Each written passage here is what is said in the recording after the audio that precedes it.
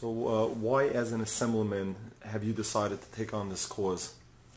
First of all, when a person comes to my office, whoever it is, as difficult as the issue might be, once you share that pain with me, once I see a father and a mother sitting here with their child, how can I say well, that's not part of my job? I have an obligation. I have a responsibility. And Baruch Hashem, over the years, I have been successful in getting kids into schools. And by the way, 90% of the time, these kids are fabulous. Sometimes the yeshivas will come back to me and thank me. I mean, I could tell you so many stories over the years where I've helped kids get into school and they ended up being the top students of that particular school. So I'm not happy about it in the sense that, seeing this tremendous pain, there's got to be a system developed in our community. I mean, right now we have to help the kids that are not in school, but for the next school year, there's got to be a system that, as they say, no child left behind. No child in the Jewish community should be left behind where they don't have a school. Where the pain, you're supposed to put yourself in the shoes of the person who has the pain if you really want to understand. So imagine you're the father, you're the mother of a child that for some reason can't get into a yeshiva, any yeshiva, for whatever reason. Just imagine what that is like. And are the Rabbonim helpful when you go to them and complain about this issue? Look, there are those who are helpful and those who raise their hands, what should I do? I have never shied away from an issue, and I will not. Whether it is popular or unpopular is irrelevant. My guide is, what does Hashem think? That's my guide. I'm not perfect, I'm far from it, but what does Hashem think? Is Hashem going to be angry that I'm getting involved? Whatever it is. Not just this issue, but other issues that plague our community. We have a wonderful community, an amazing community. But you know what? There's a reason we have Yom Kippur. There's a reason we do all the al-chaitz. Because we're not perfect. Because we do make mistakes. And the pain of parents and children. What happens to a child? A child who's 16 or 15 or 14 or 10, who looks at the world that we live in, this beautiful world of our community, and the parents are trying to get them into a school, and the days go by, and the weeks go by, and the months go by, and nobody wants the kid. How is that kid supposed to feel?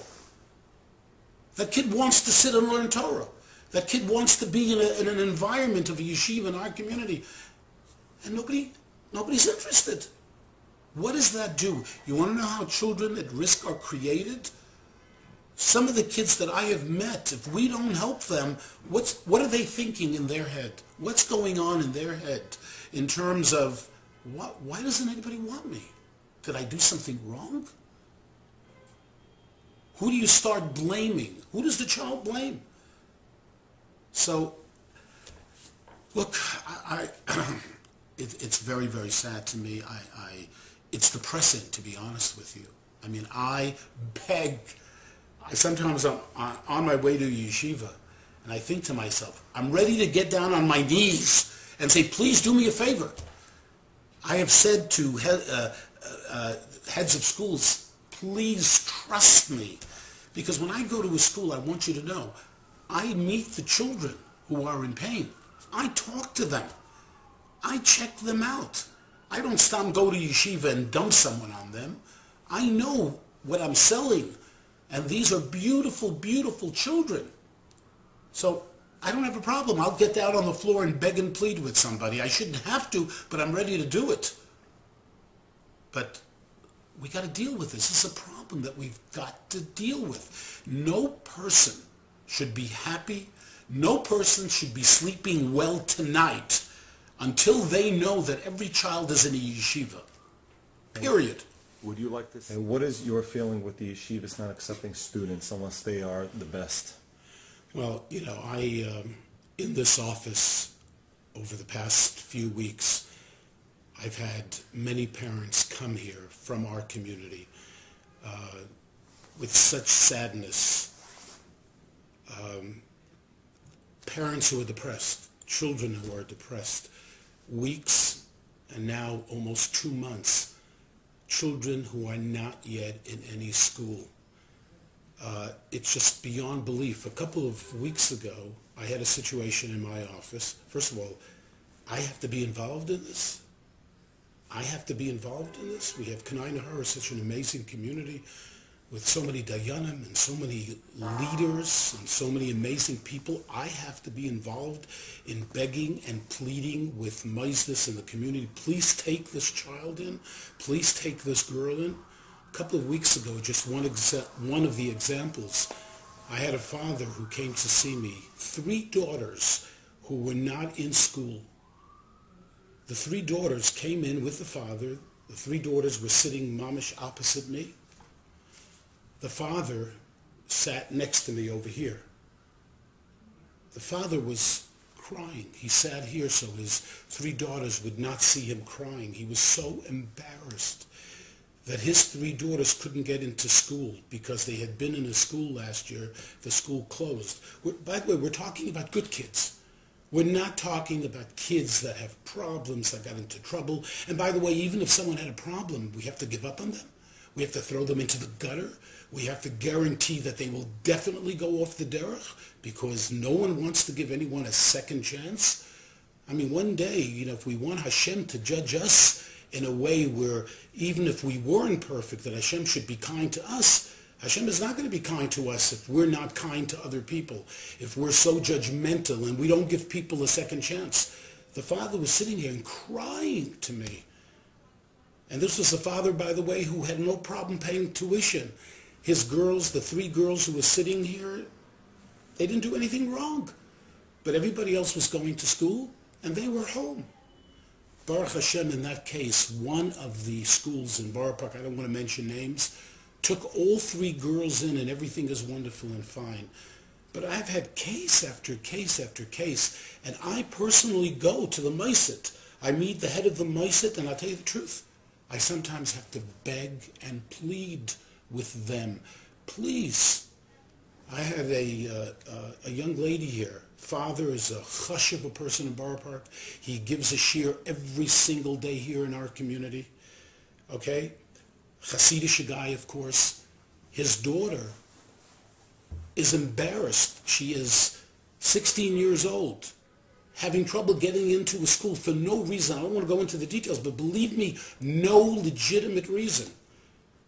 The father is so upset. The daughter doesn't walk out of the house because she's embarrassed. All of her friends are going to school, and she doesn't want to be asked, where are you? What school did you get into? I have to tell you, I am so perplexed. I don't get it. I don't understand it. How anyone can sleep at night knowing that someone else's child is having difficulty. 2 months.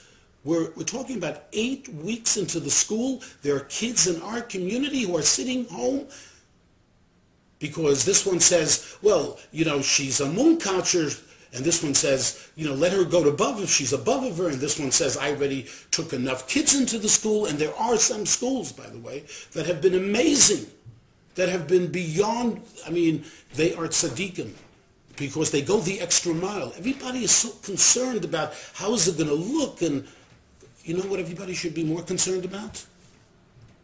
How is it going to look in the eyes of Hashem? How's HaKadosh Baruch Hu going to look at it?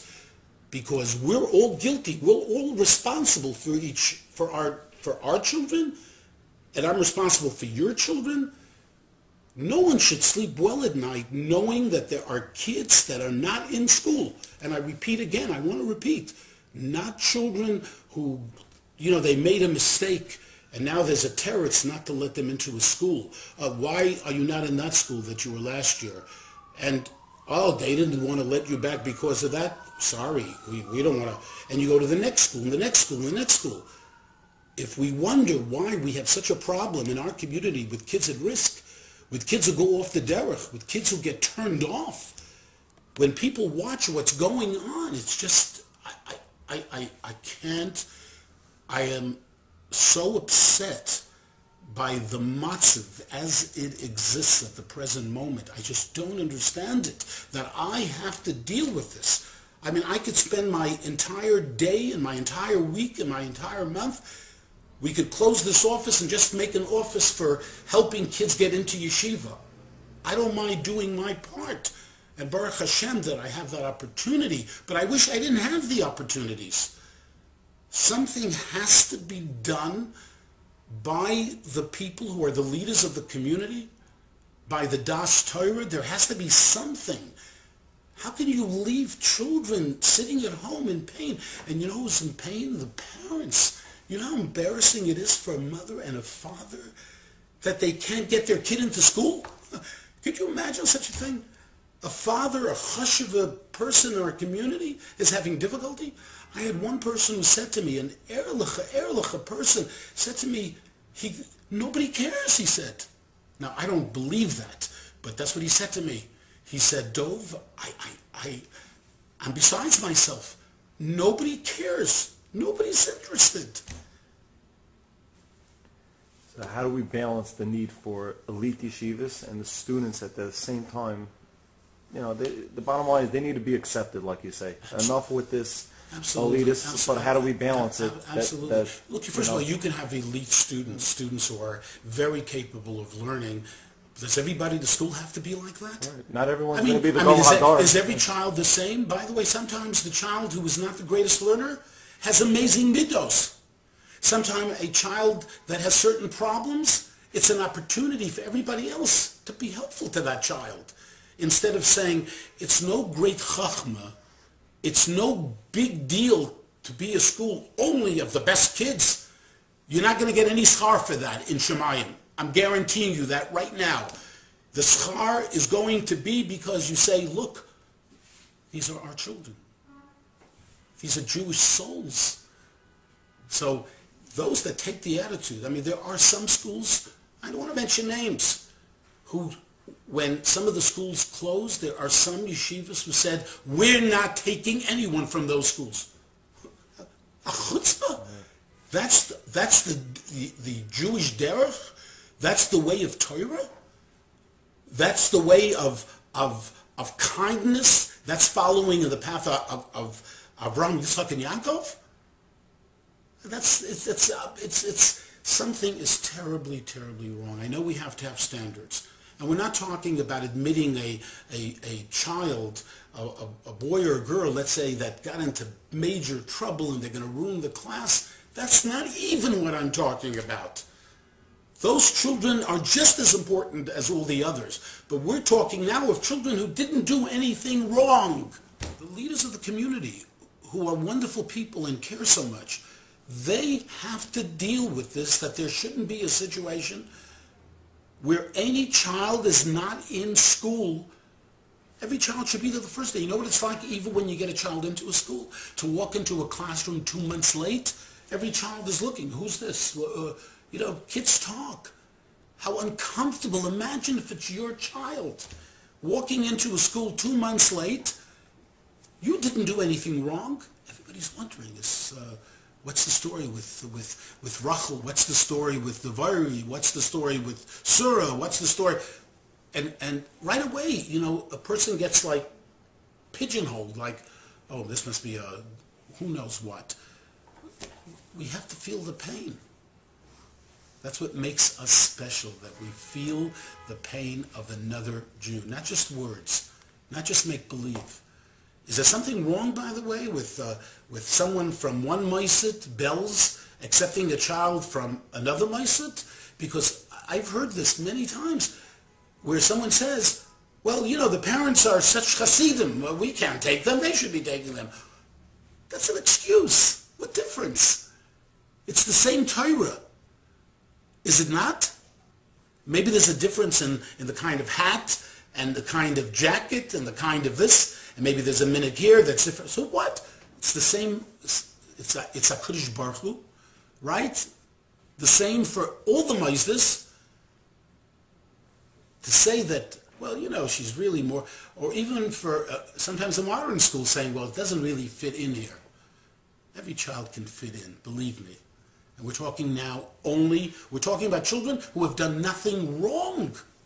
So forget about, God forbid, if someone made a mistake, how your whole life could be ruined from the age of 7, from the age of 8. You're finished. You're classified. You're finished. We're not even talking about that. We're talking about kids who did nothing wrong.